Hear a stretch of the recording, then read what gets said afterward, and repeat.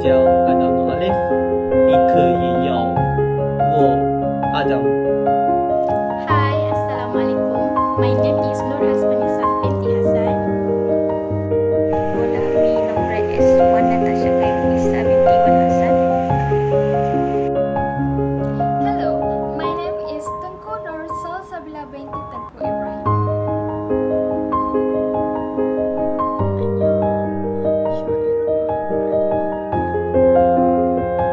Tun Dr. Mahathir bin Mohamad, Malaysia for Prime Minister, is one of my group first farmers' choices for leadership. On Friday, December 20, 1925, Tun Dr. Mahathir was born. He was the youngest of a family of 9 children. Dr. Mahathir attended Seberang Perak Malay School for 2 years in 1930. He continued his secondary studies at the Sultan Abdul Hamid College, which is today known as the Government Bahasa Inggeris School Al-Star.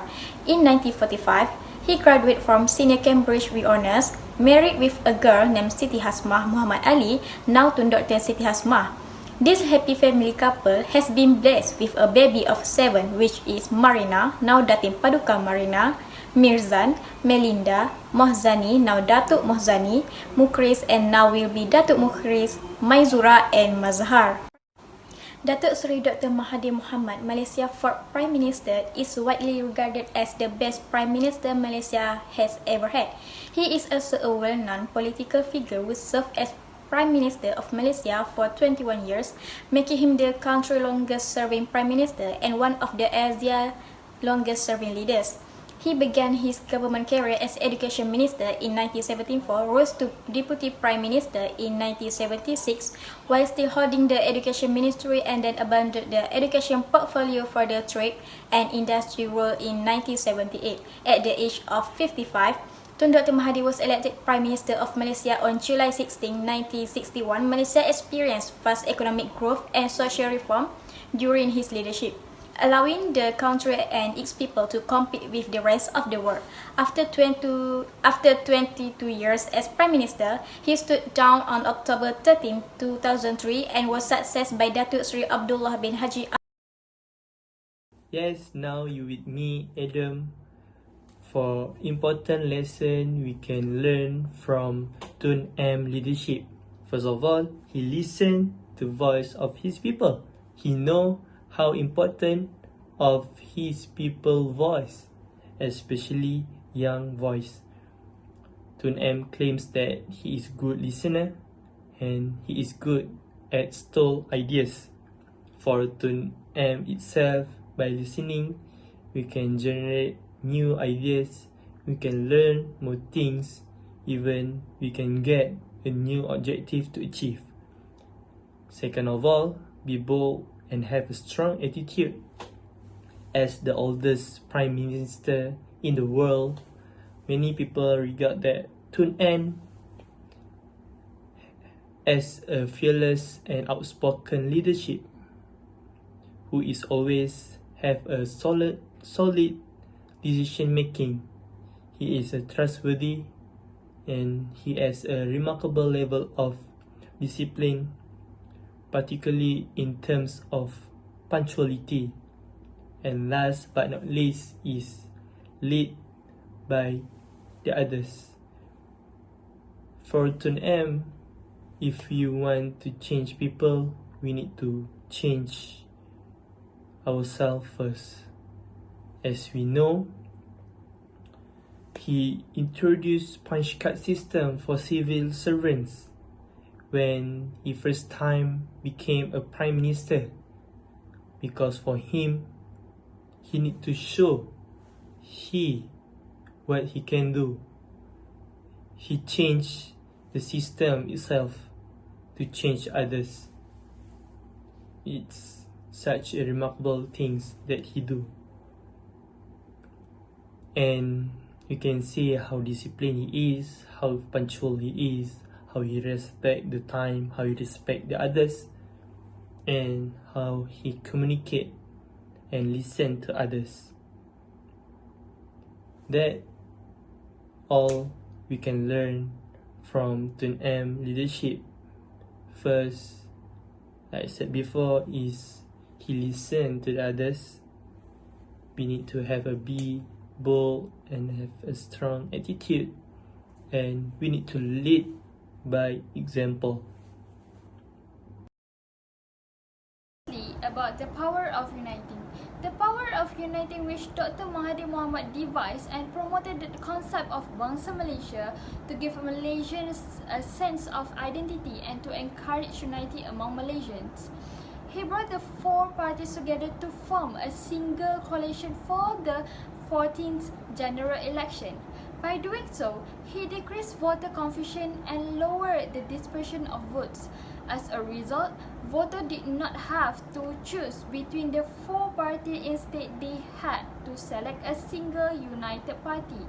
As the position of Prime Minister, firstly, Mahathir Mohamad concerned among Malaysian ethnic Chinese and Indians in Malaysia who are promoting Malay status. Secondly, about education development. Mahathir emphasizing on learning because learning is critical to our survival. Information and ongoing learning nurture our minds in the same way that food nourish our bodies. Lifelong learning is an essential tool for each profession and organization. The first stage in Mahathir Mohamad's strategy to reform the people and the nation was education. As a prime leader, the aim was to eliminate poverty and promote justice for everyone, as well as to ensure that everyone had the chance to better their level of living. He also modified the University and University College Act, which academic and people concerned in education opposed. After becoming Prime Minister, Mahathir Mohamad's government targeted all Malaysians in order to alter their thinking and encourage them to be innovative, resourceful, industrious, productive and efficient, and different programs were established to enhance Malaysian civil works. Malaysia Islamic Economic Development. During Mahathir Mohamad's tenure as a Prime Minister, he proclaimed Malaysia to be an Islamic state in 2001, and this statement is the pinnacle of resolve to build on Islamic political economy. And with this declaration, the development of Islam in the country is accelerating. Under the leadership of Mahathir Mohamad, Malaysia was the first country in Southeast Asia to implement an Islamic banking system. In 1983, he established Bank Islam Malaysia Berhad in order to meet the financial requirement of both Muslim and non-Muslim. On to the next topic, which is Tun Mahathir Mohamad's strong and bold attitude. During his administration, he applies both democratic and autocratic leadership styles. For the democratic ones, during his administration in Pakatan Harapan in the year of 2018 to 2019, he allows people to voice out their opinions, voice out what they think about his administration. However, most of Malaysians viewed Tun Mahathir Mohamad's leadership style as autocratic. He rarely accepted any different voice, and he occasionally applied his ultimate power and strictness to enforce policies or plans in order to attain specific administrative and economic development goals for the country. His boldness and strong opinion about something brings success to the nation, as he is very detailed with each new concept he creates in order to successfully communicate with others. During his administration, many new policies were implemented. He established and courageously implemented the concept of creating our own national automobiles, such as Proton and Pro2. Moreover, he doesn't want us to look Westerners as our role model. He made the Look East and Vision 2020 strategies, which more into taking as Japanese people as our role model. The suggestion for future development is open-minded. Tun Dr. Mahathir should considering the other perspective and trying to be empathetic to other people even though he is not angry with them. Next is law and ego. He must not let go the mistake to others. When he find out any failure in administer the country. Next is tolerate. He must tolerate with other parties in making decision. He must allow the other parties in giving the idea and opinion and not just follow his step only. Lastly is honesty and transparent.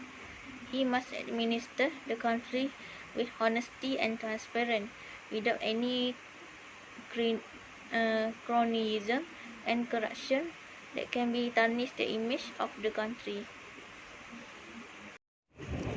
In conclusion, as we know, Tun Dr. Mahathir Mohamad is the admired and respected leader in Malaysia.